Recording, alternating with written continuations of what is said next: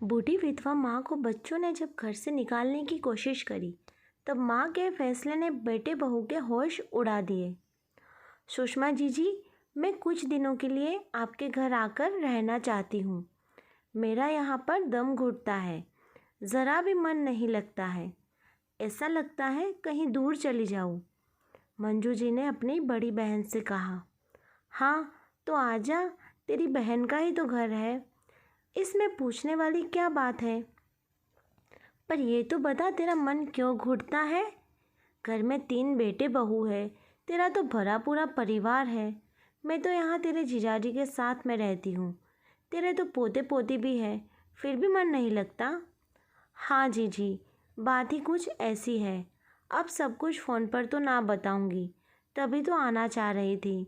आपके साथ बैठना चाहती हूँ, आपसे गले मिलकर रोना चाहती हूँ, अपना दिल हल्का करना चाहती हूँ, मंजू जी ने कहा।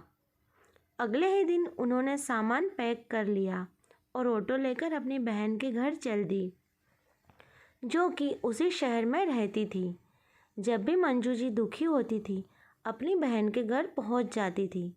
वो ऑटो से उतरी और अपनी बहन से गले लग गई और उन्हें देर तक गले लगाए रखा।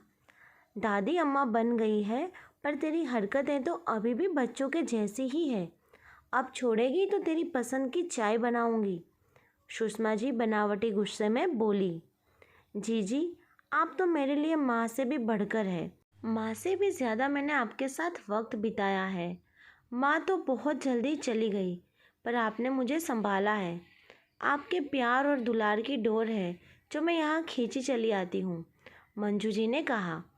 अच्छा, अब बैठ और कुछ खा पी ले, बातों से ही पेट भरेगी क्या?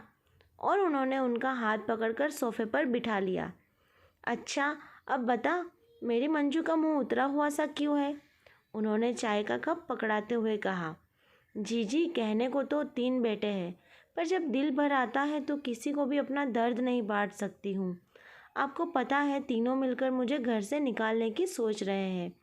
ये मेरा घर है, मेरे पति धीरज जी ने मेरे लिए बनवाया था। मैं उसे छोड़कर कैसे चली जाऊँ? हाँ मंजू, ये बात तो बहुत ही गंभीर है।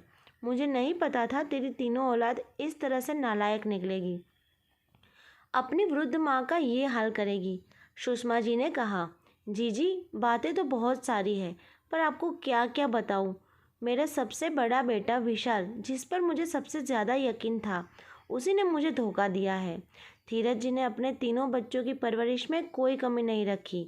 जब मैं इस घर में शादी कर कर आई थी, मुझे सास ससुर जी ने बड़े ही लाड से रखा था। मेरी सास तो मुझे बेटी से बढ़कर रखती थी। थोड़ा भी दर्द होने पर आराम करने को कहती थी, और मेरे ससुर जी तो रोज़ मेरे लिए बाज़ार से कुछ ना कुछ चीज़ें लाते थे। और जब बड़ा बेटा विशाल हुआ, उन्होंने कोई चीज़ की कमी नहीं रखी। कई चीज़ खाने के लिए लेकर आते थे। उन दोनों ने तो मुझे बेटी ही बना लिया था। गांव भर में लड्डू बंटवाए थे। जब मैं दूसरे बेटे विकास की माँ बनी, तो भी वो बहुत खुश थे। लेकिन जब तीसरा बेटा नीरज हुआ, तो उनका चेहरा उतर गया, क्योंकि उन्हें उस बार पोती की उम्मीद थी। मेरी सास ने मुझे गले लगाते हुए कहा, मुझे तो बहू के रूप में बेटी मिल गई है, पर तुझे एक बेटी हो जाती तो ज़्यादा खुशी होती। लेकिन मैं खुश थी कि मुझे 3 बेटे हैं। आखिर बेटे तो जितने भी हो कम है। धीरज जी ने अपने कपड़ों की फैक्ट्री लगा ली थी। घर में लक्ष्मी का वास हो गया था। तीनों बेटों को अच्छे स्कूल में पढ़ाया था और तीनों ने अच्छे कॉलेज से एमबीए करके घर के ही बिजनेस को आगे बढ़ाने का फैसला किया था। मैं रोज़ ईश्वर को धन्यवाद देती थी कि मुझे इतनी अच्छी औलाद दी है। तीनों ही बड़े आज्ञाकारी थे, पर मुझे ये पता नहीं था कि जो बेटे पिता के रहते आज्ञाकारी होते हैं, वो ही पिता के नहीं रहने पर हुक्म चलाने लगते हैं। उस भयानक रात को मैं कैसे भूल सकती हूँ, जब धीरज जी अपने माता पिता को मंदिर से ला रहे थे और कार को ट्रक ने टक्कर मार दी। एक साथ घर के बुजुर्ग और इनका देहांत हो गया। कितनी मुश्किल से मैं संभली थी। मुझे तो दुख की परिभाषा ही मालूम नहीं थी। ने सास ससुर ने बड़ा प्यार दिया था और पति ने सदा पलकों पर बिठा कर रखा था। लेकिन मेरी किस्मत में औलाद के होते हुए भी औलाद का दुख लिखा था। ये मुझे धीरज जी के जाने के बाद समझ में आया। अब तीनों बेटों की नज़र सिर्फ कपड़ों की फैक्ट्री और घर पर थी। तीनों ही मेरी जिम्मेदारी से बचना चाहते थे।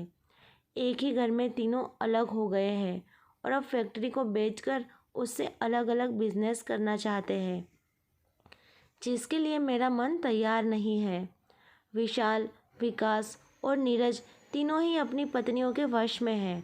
वो जैसा कहती है वैसा ही कर रहे हैं। तीनों आज़ाद रहना चाहती है। अब मैं किसके पास रहूं? किसकी तरफ बोलूं? विशाल की पत्नी निधि बहुत ही आज़ाद ख्याल की है। उसे मेरे साथ नहीं रहना है। मेरा बात बात पर टोकना और सलाह देना उसे अखरता है। अब उस दिन वो किटी पार्टी में जा रही थी, तो मैंने कह दिया कि बहू, खाना बनाकर रख जाना, विशाल और बच्चे खा लेंगे। तो मुझ पर गुस्सा हो गई। मैं तो कहीं भी जाऊँ आपसे देखा ही नहीं जाता है। अब बच्चे और विशाल बाहर का खाना मंगवा कर खा लेंगे और आपको बाहर का नहीं खाना तो मत खाइए, विकास भैया के यहाँ चले जाइएगा। अब मैं किटी पार्टी के लिए तैयार होऊं या रसोई में खाना बनाऊं? और आप तो मेरी रसोई में मत आइएगा, वरना मेरे पति और बच्चों को घर के खाने की आदत पड़ जाएगी। मेरे लिए मुश्किल हो जाएगा। मैं उस दिन विकास की रसोई में चली गई तो पता लगा वो सब बाहर सिनेमा देखने जा रहे हैं, तो खाना भी बाहर ही खाएंगे। मैं मन मनोस कर रह गई। मैंने विकास की पत्नी शीलू से कहा, बहू, तुमने सुबह खाना बनाया होगा तो वो मुझे दे दो ताकि मैं खाना खा लूँ। रात होने के बाद मैं खाना नहीं खाती हूँ।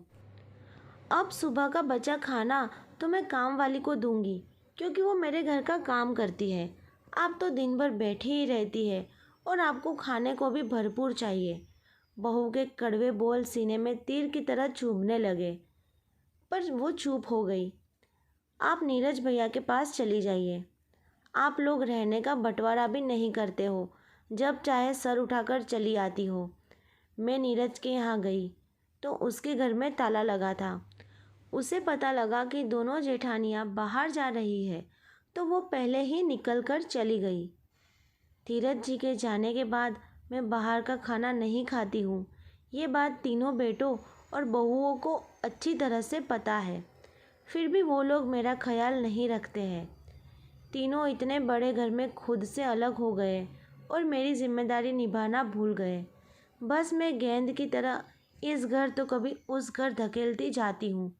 क्या मेरी कोई इज्जत स्वाभिमान नहीं है? मैंने तीनों को पाला है, बरसों खिलाया है और तीनों बेटे ऐसा व्यवहार कर रहे हैं। उस दिन रात को मैं छत पर थी। मैंने नीचे देखा, तीनों बेटे और बहू आपस में बात कर रहे थे। विशाल बोल रहा था, ये माँ तो हमारी तरक्की में रोड़ा बन रही है, फैक्ट्री को बेचने नहीं दे रही है। पैसा आता तो हम तीनों भाई बंटवारा बांटते और नया बिजनेस शुरू कर लेते। निधि को भी परेशान करती रहती है। रोज़ निधि मुझे माँ के कारनामे बताती है। तभी विकास बोलता है, हाँ सही है, अब माँ के कारण हम बरसों पुरानी रीत पर तो नहीं चल सकते हैं। उन्हें बरसों से फैक्ट्री में काम कर रहे मजदूरों की चिंता है, अपने बेटों की नहीं। मैं तो विदेश जाकर रहना चाहता हूँ। वहाँ एक दोस्त से बात की है, बड़ी ही अच्छी कमाई होगी और वहाँ माँ भी रोकने टोकने को नहीं होगी। शीलू भी रोज़ रोती है और कहती है मुझे माँ से छुटकारा चाहिए। छोटा बेटा नीरज, जिस पर मैंने सबसे ज़्यादा प्यार लुटाया था, वो भी बोला, मेरी तो अभी कुछ महीनों पहले ही शादी हुई है, हमारे तो प्यार के दिन चल रहे हैं, पर माँ है कि कभी भी याद धमकती है और निशा को परेशान करती रहती है। मेरे पास एक उपाय है, माँ को कहीं दूसरे शहर के वृद्धाश्रम में छोड़ आते हैं। अब इनको करना भी क्या है, 2 वक्त की रोटी खानी है, वो तो वहाँ भी मिल जाएगी। कम से कम हम सब यहाँ चैन से अपने परिवार के साथ में तो रहेंगे। ये सब सुनकर मेरा मन दर्द से भर आया। मेरे अपने बच्चे ही मुझे घर से निकालने की कोशिश कर रहे हैं। ये कितना बड़ा दर्द है। जीजी, ये सब नहीं सहा जाता है। अपनी ही औलाद ऐसी निकलेगी, मैंने सोचा नहीं था। मैंने तो अच्छे संस्कार दिए थे, मैं अब क्या करूं? ये घर तो मेरे पति ने मेरे लिए बनवाया था और इसी घर से मेरे बच्चे मुझे निकालना चाहते हैं। मंजू, तू इस घर से कहीं नहीं जाएगी। तेरी नालायक औलाद को तुझे घर से बेदखल करने का कोई हक नहीं है। तू उन पर कानूनी कार्रवाई कर सकती है, सुषमा जी ने कहा। पर जीजी, समाज में तमाशा बन जाएगा, लोग बातें बनाएंगे, मैं अकेली क्या करूँगी। तू लोगों की मत सोच, तू अपनी सोच। फिर मैं हूँ ना तेरे साथ, और मेरा बेटा आलोक भी वकील है, वो सब संभाल लेगा। मैं उसे फ़ोन कर देती हूँ, मौसी की मदद के लिए वो ज़रूर आ जाएगा। अगले ही दिन आलोक आ गया। मंजू जी ने सारी बात बताई। आलोक ने पेपर तैयार करवा लिए और 2 दिन बाद तीनों भाइयों को घर खाली करने का नोटिस दे दिया। तीनों भाई अचंभित हो गए थे। वो दौड़कर माँ के पास गए। माँ, ये क्या तमाशा लगा रखा है? अब अपने ही बेटों को नोटिस भेजोगी, वो भी घर खाली करवाने का? आपको ज़रा भी शर्म नहीं आई? विशाल चीखकर बोला। माँ, आपने तो हद ही कर दी। हम आपको साथ रख रहे हैं, वही गनीमत है, पर आपको तो अपने बेटों को ज़रा भी ख्याल नहीं है। रिश्तेदार मजाक उड़ाएंगे, आपने तो चारों ओर बदनामी फैला दी, विकास ने तेज स्वर में कहा। माँ, अभी तो हमारी शादी हुई है, निशा क्या सोचेगी? कैसे घर में आई हूँ जहाँ सास अपने बेटे बहू को घर से निकाल रही है? आपकी जैसी माँ तो आज तक नहीं देखी, नीरज ने भी गुस्से से कहा। तुम तीनों का हो गया हो तो मैं कुछ बोलूं? मंजू जी ने कहा। जब विशाल तू मुझे घर से निकाल सकता है तो मैं भी निकाल सकती हूँ। तमाशा तो दोनों स्थितियों में बनेगा ही। जब तू तमाशा बना सकता है तो मैं भी बना सकती हूँ। मैं तो तेरी माँ हूँ, और विकास, मुझे अच्छी तरह से पता है तुम लोग मुझे कैसे रख रहे हो। अपनी माँ को रखकर कोई एहसान नहीं कर रहे हो। मैंने भी बरसों तुम्हें पाला है, पर तुम तीनों मिलकर 2 साल भी मुझे पाल नहीं पाए, जबकि फैक्ट्री मेरे पति की है। फिर वो नीरज की तरफ देखकर बोली, तुझे तो बड़ी बातें आ रही है कि माँ कभी भी धमक जाती है। जब तुम माँ को निकालने की सोच सकता है तो माँ भी बेटे बहू को घर से निकाल सकती है। मजाक तो रिश्तेदार बनाएंगे ही। तुम तीनों की इच्छा है माँ इस घर से निकल जाए, और मेरी इच्छाओं का क्या? ये मेरा घर है, मैं यहाँ से नहीं जाना चाहती हूँ। तुम तीनों ने समाज और रिश्तेदारों को बातें बनाने का मौका जो दिया है, तुमसे एक माँ संभली ना गई, जबकि घर मेरा और फैक्ट्री भी मेरी है। आलोक, ज़रा इन्हें पेपर दिखा तो सही कि इन सब पर मेरा मालिकाना हक है, और ये तीनों मेरे घर में जबरन रह रहे हैं, और अब मैं इन तीनों को घर से निकालना चाहती हूँ। मंजू जी ने कहने पर आलोक ने घर और फैक्ट्री के पेपर दिखाए। तुम लोगों के पास 7 दिन का समय है, मेरा घर खाली कर दो, और आज से तुम मेरी फैक्ट्री में भी कदम नहीं रखोगे। फैक्ट्री में काफ़ी भरोसे के और पुराने लोग हैं जो वहाँ का काम संभाल लेंगे। और हाँ, मैं इतने बड़े घर में अकेले तो नहीं रहूँगी, तो मैंने फैसला किया है कि मैं अपने घर को सबका घर बना लूँगी। वहाँ उन वृद्ध महिलाओं को रखा जाएगा जिन्हें उनके ही बेटे बहू ने घर से निकाल दिया है। ये तो ईश्वर की कृपा है जो मेरे पास इतना धन है, तो मैं उन सबको रख लूँगी। मंजू जी की बातें सुनकर तीनों बेटे और बहुओं के पैरों से ज़मीन निकल गई। उन्हें कोर्ट का आदेश मानना ही पड़ा। मंजू जी ने अपना घर सबका घर में तब्दील कर दिया और निस्वार्थ भाव से सामाजिक कल्याण के काम करने लगी। पाठकों, एक माँ हर परिस्थिति का सामना करके अपने बच्चों को बड़ा करती है। जब वही बच्चे उनका सम्मान करना छोड़ दे, घर से निकाल दे, तो वो भी कुछ कठोर कदम उठा सकती है। स्वाभिमान से जीना हर माँ और हर महिला का अधिकार है।